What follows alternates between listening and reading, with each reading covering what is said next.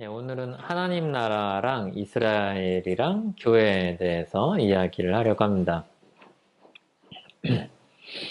어, 신앙생활을 하고 성경을 읽다 보면 이제 이스라엘을 어떻게 생각해야 되는가 좀 고민이 됩니다.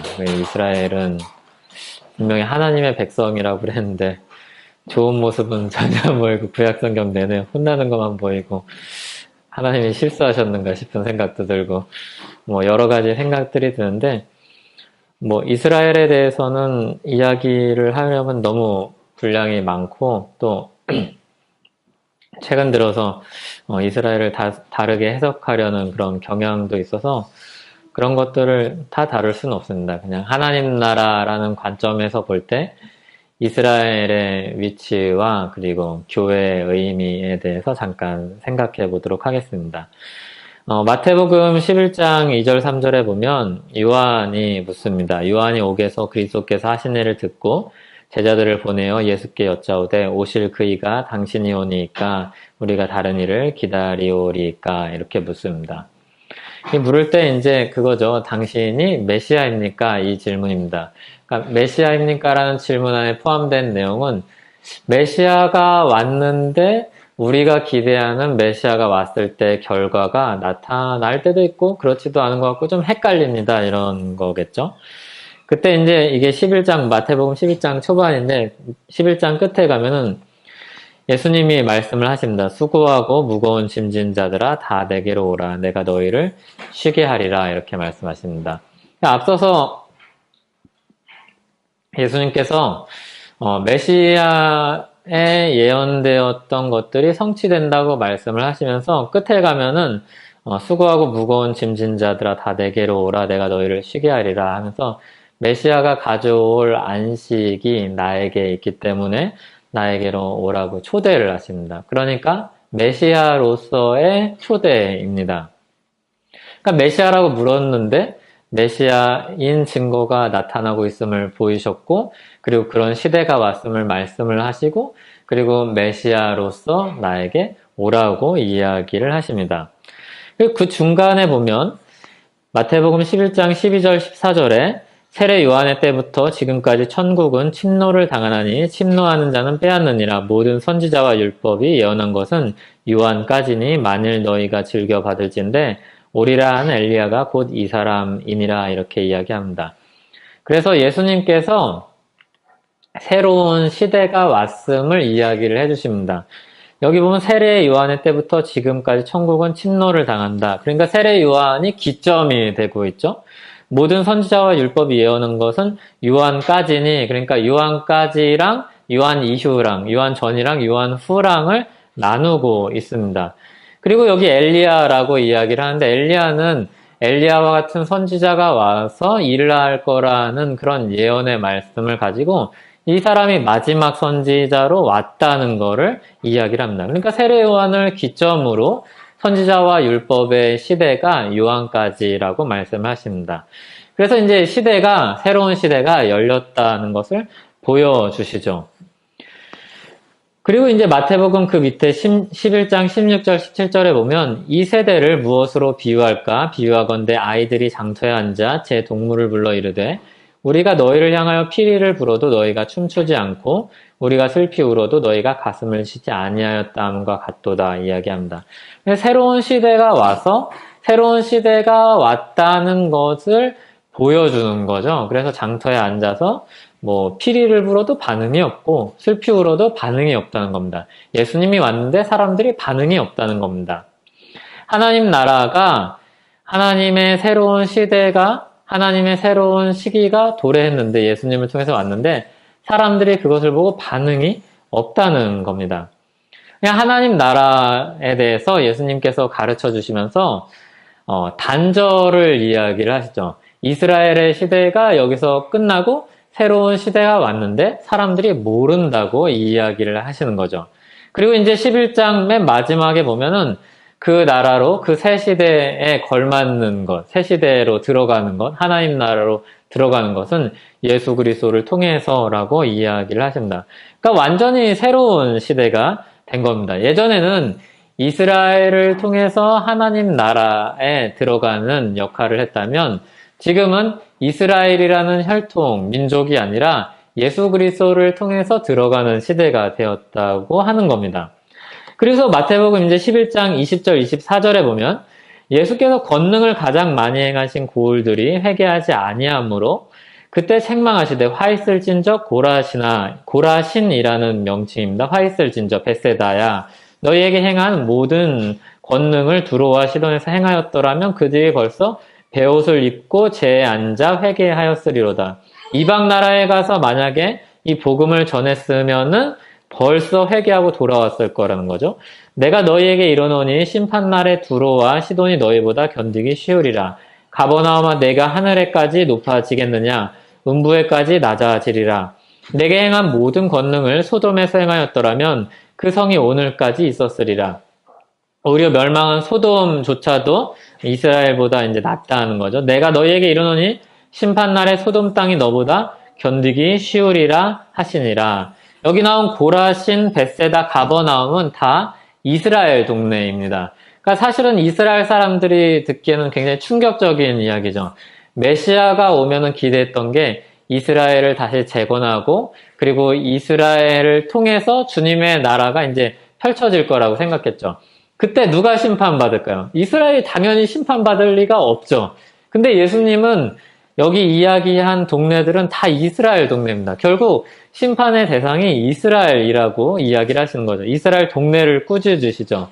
그러니까 이스라엘을 통해서 일하는 시대가 끝이 났다는 것을 이야기를 해주십니다.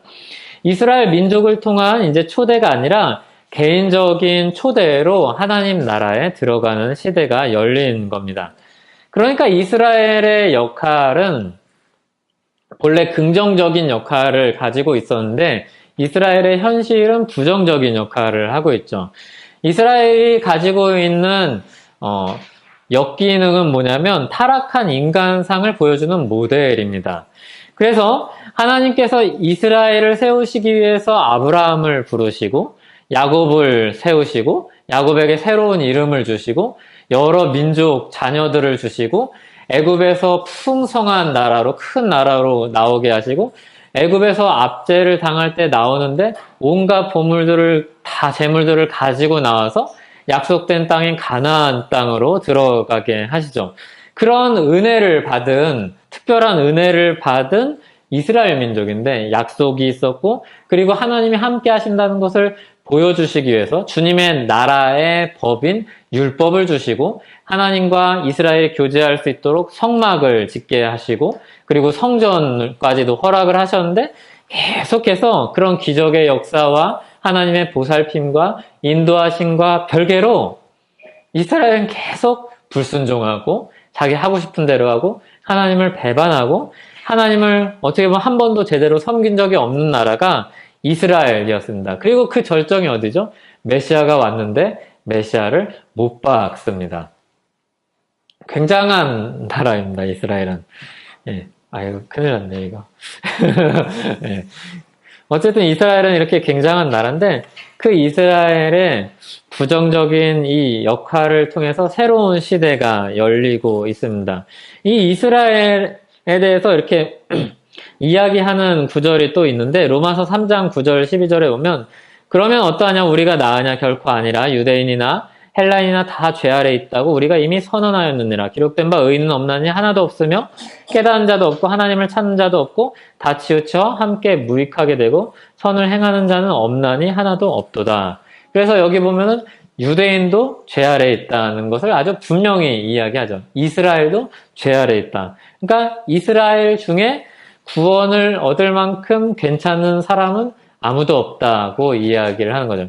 이스라엘의 긴 역사는 우리에게 이걸 보여줍니다.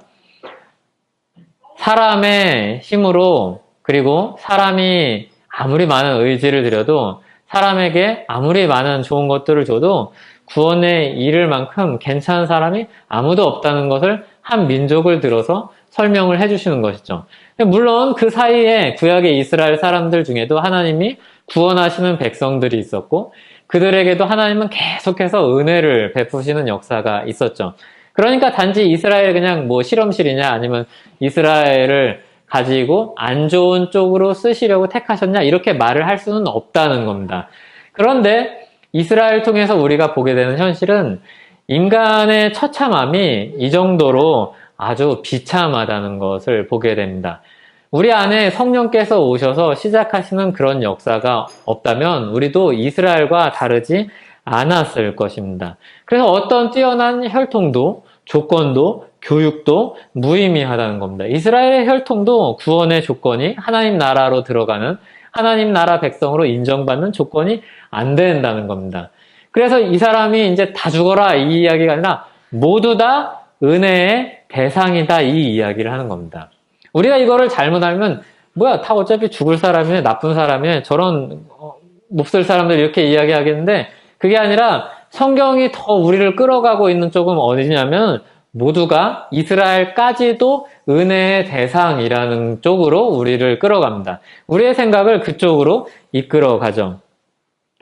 이스라엘의 이제 마지막 모습은 예수님이 묘사한 이런 표현으로 잘 나타납니다. 누가복음 11장 52절에 보면 예수님이 화 있을진저 너희 율법 교사여 너희가 지식의 열쇠를 가져가서 너희도 들어가지 않고 또 들어가고자 하는 자도 막았느니라 하시니라 이렇게 이야기합니다. 사실은 이스라엘은 하나님 나라로 들어가는 문 역할을 한 사람인데 말하자면 이 사람들이 오히려 문도 닫아버리고 잠가버리고 근데 잠갔는데 자기가 들어가서 잠근 게 아니라 말하자면 나와서 잠근 거예요. 그래서 자기도 안 들어가고 딴 사람도 못 들어가고 열쇠도 잃어버렸고 뭐 말하자면 이제 그런 상황인 거죠. 그런 사람들이라는 거죠. 이스라엘의 지금 현실이. 본래 로마서 3장 2절에 보면 하나님의 말씀을 맡아서 하나님 나라를 드러내는 특권을 가졌던 하나님의 율법을 맡았던 하나님의 복을 많이 누렸던 민족인데 이들이 제 역할을 하지 못하고 그리고 이들을 통해서 하나님은 인간의 죄성이 얼마나 비참한지를 철저하게 보여주시고 긴 역사를 통해서 그리고 이제 믿음으로 예수 그리스도 안에서 새로운 민족을 시작하고 계시죠. 그래서 이 새로운 믿음으로 세워지는 이 민족들은 민족들을 가리켜서 진짜 이스라엘이라고 부릅니다. 믿음으로 말미암은 자들은 아브라함의 자손인 줄 알지어다 라고 이야기합니다. 그래서 하나님 마음속에 있는 참 이스라엘은 진정한 이스라엘은 구약시대나 신약시대나 똑같습니다. 그런데 구약시대의 양상은 나라, 한 민족을 통해서 나타나는 거고 이제 한 나라가 아니라 예수 그리스도를 믿는 믿음으로 나타나는 겁니다. 이 새로운 시대가 완전히 열린 거죠. 그래서 이 새로운 시대로 인해서 나타나는 경향이 있습니다. 그게 이제 마태복음 10장 34절에서 37절인데 내가 세상에 화평을 주러 온 줄로 생각하지 말라. 화평이 아니요 검을 주러 왔노라. 내가 온 것은 사람이 그 아버지와 딸이 어머니와 며느리가 시어머니와 불화하게 하려 함이니 사람의 원수가 자기 집안 식구리라. 아버지나 어머니를 나보다 더 사랑하는 자는 내게 합당하지 아니하고 아들이나 딸을 나보다 더 사랑하는 자도 내게 합당하지 아니하며 이거를 완전히 오독하는 사람들은 그러면 복음이 들어와서 우리 가정에 불화가 생겼다 이렇게 이제 해석하는 겁니다. 잘못 읽은 거죠. 하나님 나라가 혈육과 무관하다는 겁니다. 그래서 때로는 이 혈육이라는 하나님이 주신 질서 안에서 세상 사람들은 이제 천륜이라고도 이야기하는 그 혈육 관계조차도 하나님 나라 안에서는 믿음이라는 것을 넘어서지 못하고서는 갈라설 수 있다는 것을 이야기를 하는 겁니다. 하나님 나라는 오직 개인적으로 각 사람이 믿음으로 들어간다는 것을 이야기를 합니다. 그래서 때로는 가족들 사이에도 다툼이 일어난다는 것을 이야기를 하는 거죠. 하지만 사도행전에서도 보는 것처럼 한 사람의 복음을 통해서 온 가정에게 복음이 들어간 것처럼 이거는 이 복음이 가정의 불화를 일으키는 불씨다라고 이렇게 단정적으로 이야기를 해서는 안 됩니다. 이 복음이라는 성격이 혈육과 같은 가까운 도저히 뗄 수 없는 관계 속에서도 불화를 일으킬 만큼 넘어설 수 없는 선이라는 걸 보여주는 겁니다. 그래서 이게 그냥 폐쇄적이고 뭐 이스라엘도 아니고 막 그런 부정적으로 이야기를 한다기보다 오히려 거꾸로 믿는 모든 사람, 믿는 각 사람들이 하나님 나라로 들어온다는 것을 훨씬 더 강조해서 봐야 합니다. 그래서 천국 문이 모든 사람에게 열려 있다는 것을 우리가 늘 염두해야 됩니다. 그래서 이 구절을 가지고 복음을 가진 사람이 미성숙해서 불화가 일어나는 것을 가지고 이 구절처럼 되었다라고 말을 하면 안 됩니다. 오히려 그런 불화가 일어난 사람은 자기를 돌아보아서 자기 신앙을 돌아보고 자기 인격의 미성숙함을 돌아보고 더 사랑을 나타내려고 애써야 하는 것이죠. 그리고 각 사람이 믿음으로 주님께로 돌아올 수 있도록 애를 써야 합니다. 그래서 메시아가 오신 후에 하나님 나라를 이 세상에 나타내는 사람들이 누구냐? 예수님을 믿는 각 사람들이라는 거죠. 어떻게 보면 참 결속력이 없는 사람들이죠. 그냥 각자 다른 데서 살다가 예수 그리스도의 복음을 듣고 믿는 사람들이죠. 그리고 그 사람들이 모여서 교회가 되죠. 사실은 이런 조직이면은 역사가 2000년 넘게 이어갈 수가 없는 조직입니다. 세상에 이렇게 인종도 다양하고 문화도 다르고 정치색도 다른 그런 민족이 없기 때문입니다. 그런 무리가 없기 때문입니다. 구심점이 예수 그리스도를 믿는 믿음에는 없기 때문입니다. 그런데 오직 그 길만을 열어주시고 그 길을 통해서 우리가 하나님 나라로 들어가게 하십니다. 마태복음 16장 13절 19절에 보면은 우리 같이 한번 이 말씀을 읽어보도록 하겠습니다. 마태복음 16장 13절에서 19절입니다.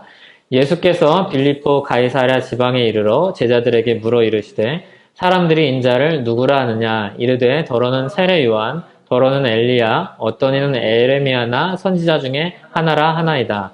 이르시되 너희는 나를 누구라 하느냐 시몬 베드로가 대답하여 이르되 주는 그리스도시요 살아계신 하나님의 아들이시니이다. 예수께서 대답하여 이르시되 바요나 시몬아 내가 복이 있도다. 이를 내게 알게 하니는 혈육이 아니요 하늘에 계신 내 아버지이시니라. 또 내가 내게 이르노니 너는 베드로라. 내가 이 반석 위에 내 교회를 세우리니 음부의 권세가 이기지 못하리라. 내가 천국 열쇠를 내게 주리니 내가 땅에서 무엇이든지 매면 하늘에서도 매일 것이요 내가 땅에서 무엇이든지 풀면 하늘에서도 풀리리라 하시고.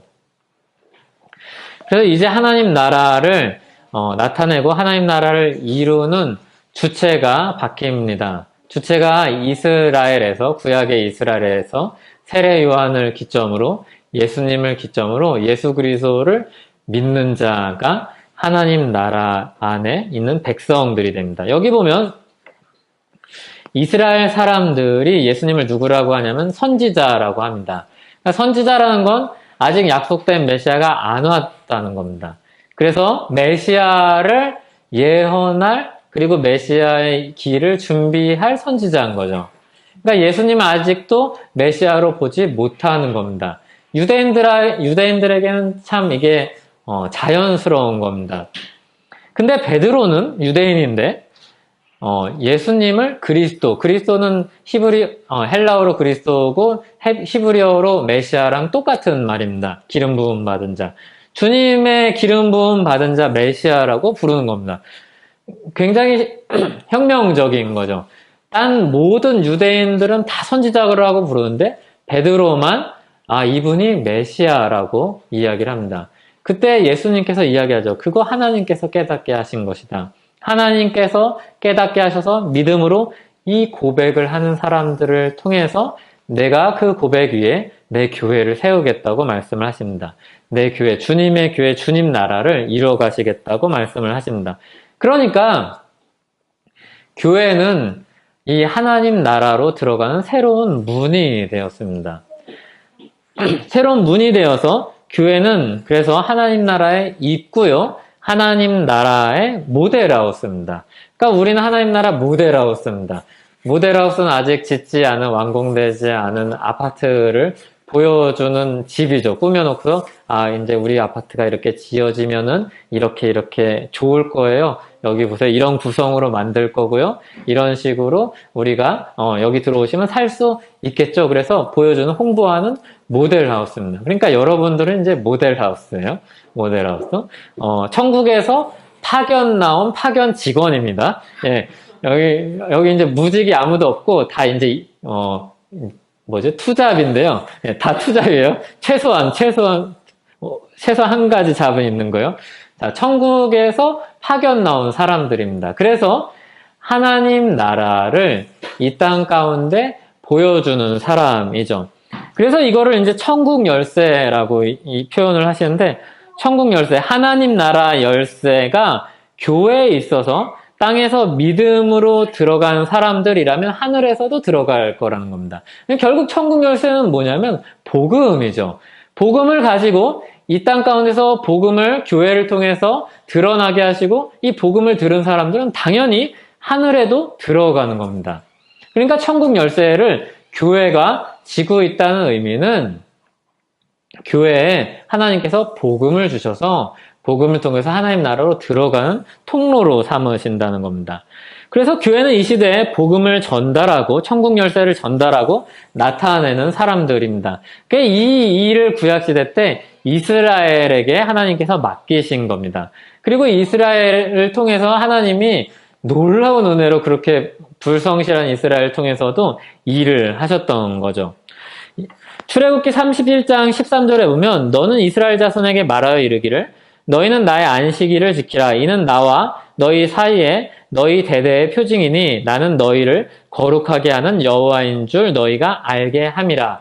그래서 이거는 이제 이스라엘 백성들이 가나안 땅에 들어가서 안식일을 지킬 일을 말씀하시면서 주신 내용이죠. 여기서 보면 안식일을 지키라고 그래요. 근데 이 안식일을 지키는 공간은 어디예요? 광야가 아니에요. 광야가 아니라 가나안 땅이에요. 가나안 땅에 들어가서 정착해서 사는데, 이 사람들이 매주일 쉬는 거죠. 우리로 따지면 매주일 예배를 드려요. 근데 거기는 이제 농경 문화잖아요. 주일이 어디 있어요? 이제 농작물에 맞춰서 살아가는 거죠, 라이프 스타일이. 근데 거기 주일날 쉬는 거예요. 이 주일날 쉬는 거를 미리 하나님은 교육시켜 주셨죠. 만나로, 매출하기로, 주일은 일하지 말고 일을 해봤자 소용이 없다는 것을 경험하게 해주셨어요. 그리고서 주일 마지막 날은 주님이 먹여 살린다는 것을 보여주셨죠. 그리고 가나안 땅에서도 그렇게 살라는 거예요. 그래서 가나안 땅에 들어가서 이스라엘이 그렇게 살면은 사람들이 뭘 보죠? 쟤네들이 믿는 신은 뭔가 특별하다. 저 나라에는 하나님 나라라고 부르는데 저 사람들이 믿는 하나님은 진짜 능력이 있구나 라는 것을 알게 되는 거예요. 예를 들어서 우리가 주일에 쉬어요. 주일에 쉬지 않고 사실은 여러 가지 이제 일들을 할 수 있겠죠. 주일에 보통은 그 직장들이 쉬는 시스템으로 되어 있지만, 돈을 더 많이 벌려면 주일에 쉬지 않고 알바하면 돼요.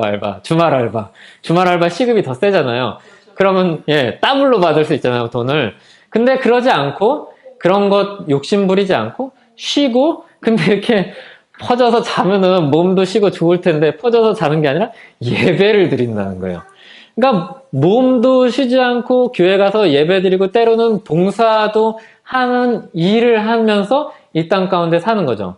그러면 사람들이 우리에게 구별된 거를 보겠죠. 그리고 우리에게 구별된 것을 보고 그 안에 나타나는 하나님 나라를 발견하는 거죠.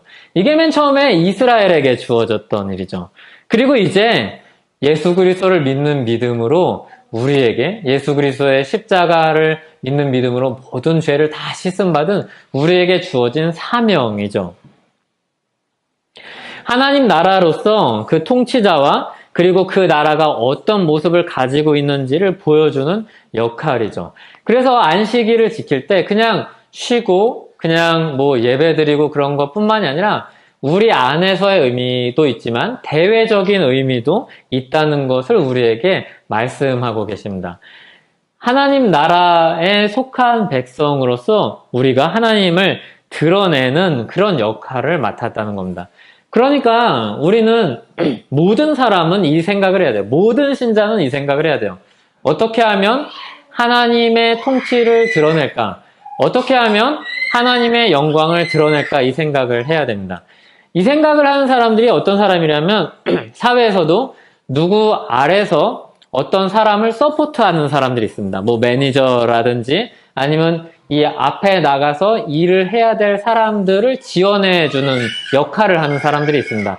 이 사람들은 늘 무슨 생각을 할까요? 저 사람이 화면에 나갔을 때 문제가 생기면 안 되는데, 저 사람이 이상한 말을 해서 저 사람은 물론이고 저 사람이 이끌고 있는 어떤 조직이나 단체가 문제가 생기면 안 되는데 늘 이 생각을 하죠. 그리고 거꾸로 더 긍정적으로 저 사람을 앞세워서 우리가 하고 있는 일이 얼마나 가치 있는 일인지, 그리고 저 사람이 얼마나 괜찮은 사람인지 보여줘서 사람들에게 이것을 알리길 원합니다. 하나님 나라 백성은 그런 사람들입니다. 눈에 보이지 않는 하나님 나라를 우리를 통해서 어떻게 하면 더 드러낼까?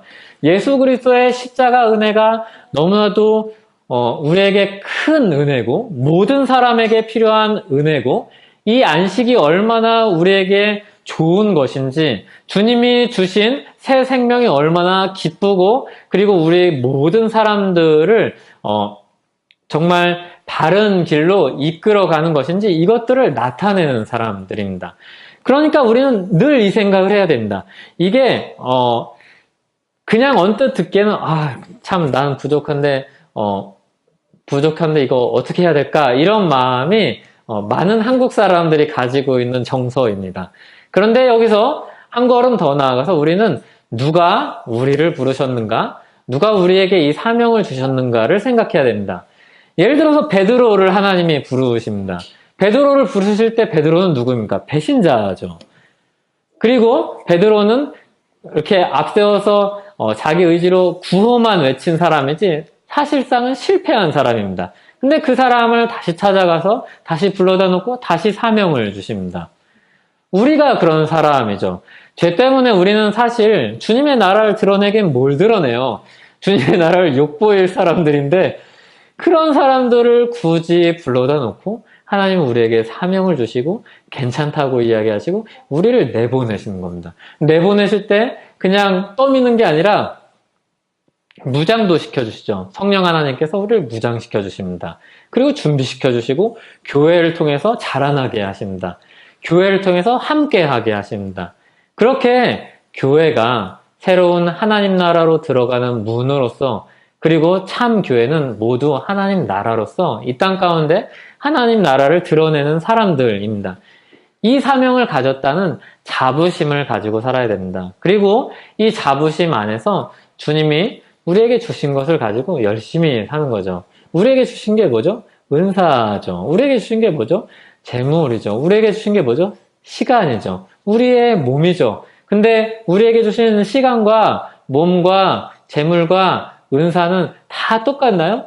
다 다릅니다. 그리고 다 뛰어난가요? 다 뛰어나지 않습니다. 근데도 하나님은 교회로 부르시고 예수 그리스도를 믿는 모든 사람에게 그런 역할을 주고 계십니다. 이 사실을 우리가 기억해야 합니다. 나는 부족한데 라고 이야기하면은 하나님의 인사권에 대해서 뭔가 의문을 제기하는 사람입니다. 하나님 잘못 뽑으셨습니다 라고 이야기하는 건데 하나님은 그렇게 이야기하신 적이 없습니다. 나는 잘못 뽑은 적이 없다고 늘 말씀하십니다. 적재적소에 필요한 사람을 내가 복음을 듣게 해서 하나님 나라를 나타내고 내가 영광 받겠다고 말씀을 하십니다. 우리는 그런 부르심을 받은 사람들입니다. 이 사실을 기억하고 주님 나라를 더욱더 이 땅 가운데 나타내기 위해서 애쓰는, 그리고 기도하고 더 힘쓰는 우리 모두 되기를 바랍니다.